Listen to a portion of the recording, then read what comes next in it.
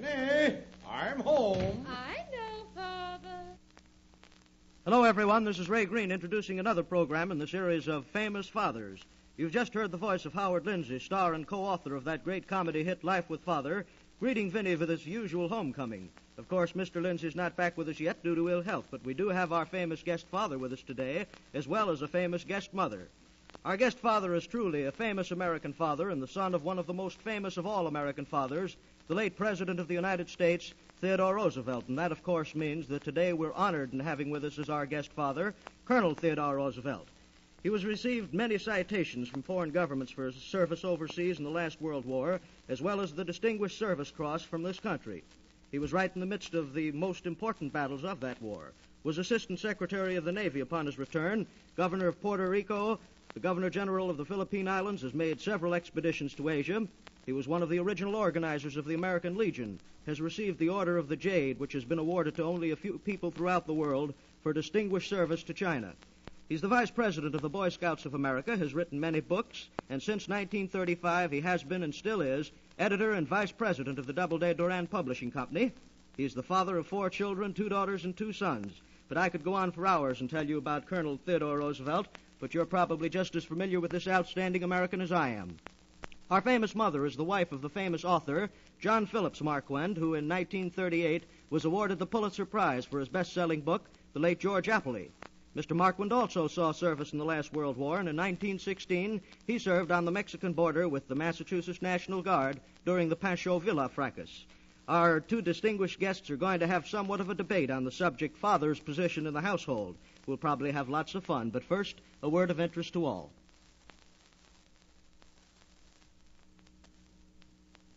Well, we're gathered around a table here in the studio, Colonel Theodore Roosevelt, Mrs. John Phillips Marquand, and myself. We're going to start this discussion off, and I think the Colonel might open the idea up. I'd be delighted to open the idea up. First, I want to thank you for the introduction and say you were wrong on one point. You were wrong on the fact that I have 2 daughters and 2 sons. I've got 3 sons and 1 daughter, and my wife wouldn't thank you to cut off one of our sons. My most humble apologies. Another thing. You didn't name my principal claim to distinction because in addition to those, I've got 2 grandchildren. Look, Adelaide, you've seen Life with Father. Yes. What do you think of Father's position in that household? Well, I think Father's position in that household was just about what it should be. Oh, come. Yes, Now, I come. really do. You do? Yes. Well, now, my feeling about a father's position is this, that a father's position in the household is secondary to the mother's.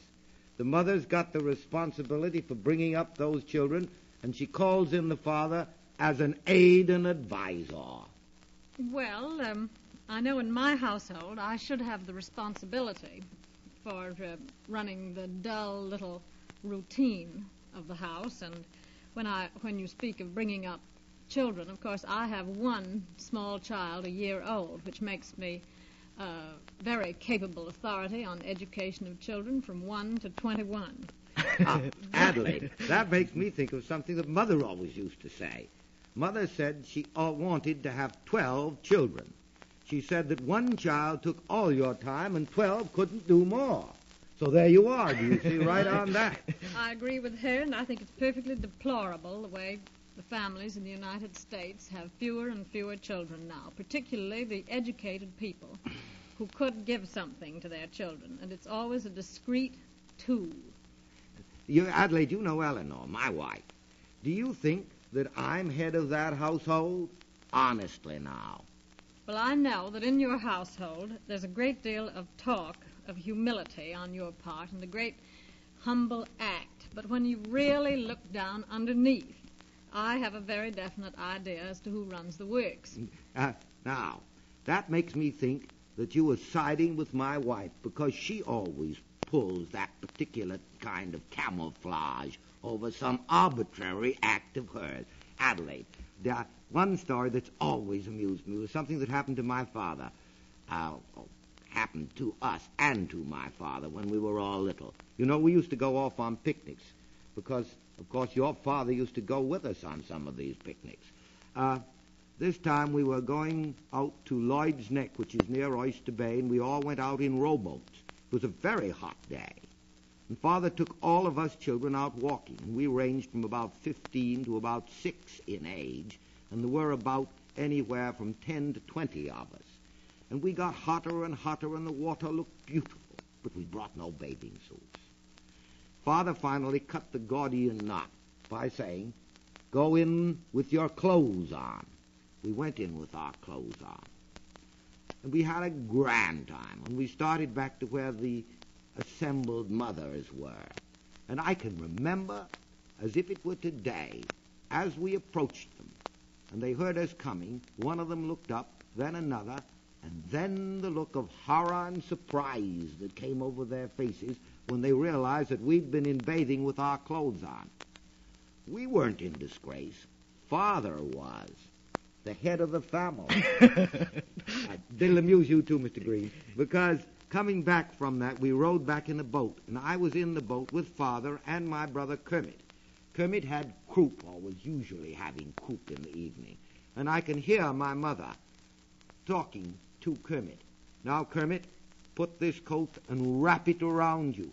After what your father has done, taking you in bathing with your clothes on, I'm afraid you're going to have croup tonight." And then we all walked up to our house, Sagamore Hill.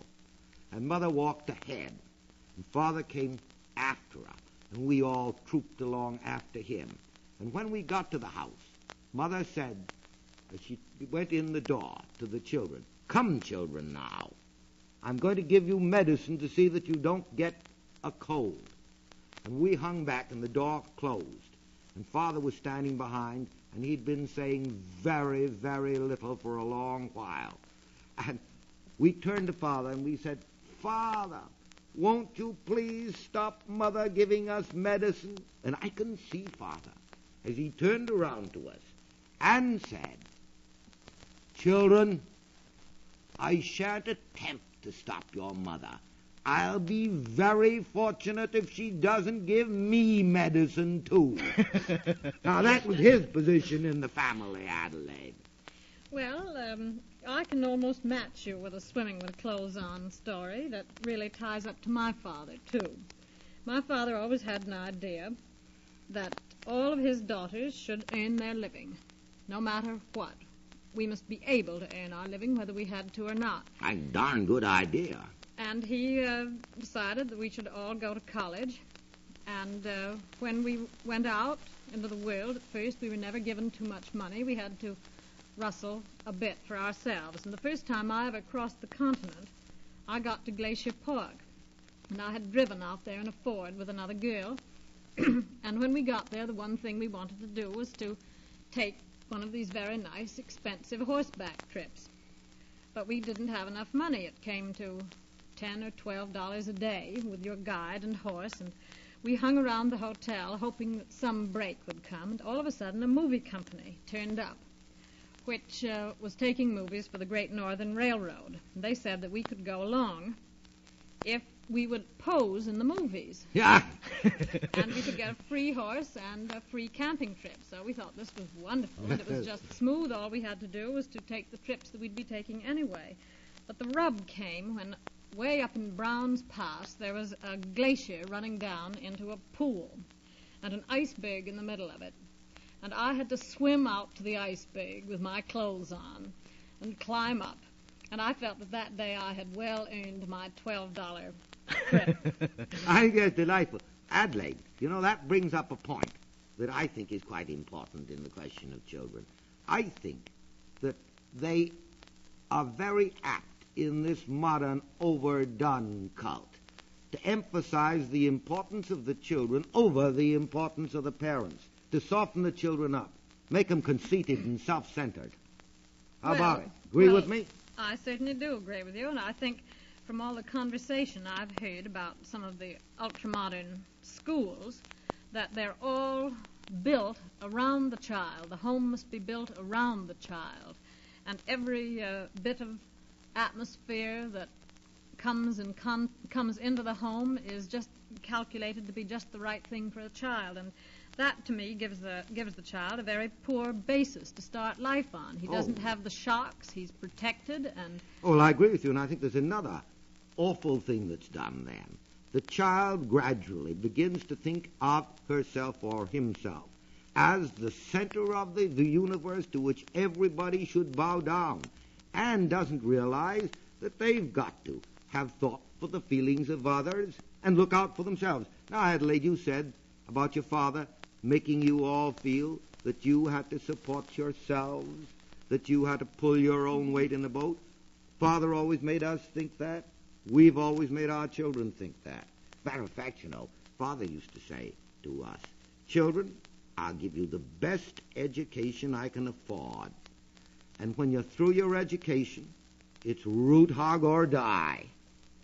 And that's a pretty good idea, don't you think so? I think it's a very good idea. Just before we started here, Colonel, you had made some comparison to a bird down in Australia, I believe it was, and compared him to a father. I'd like you to make that comparison once again. That goes back to our original point, father's position in the household. There's a bird down in Australia called the bowerbird. And the male of the bowerbird makes the nest and does everything of that sort and finally sits on the eggs. Now, I don't think a father should be a bowerbird.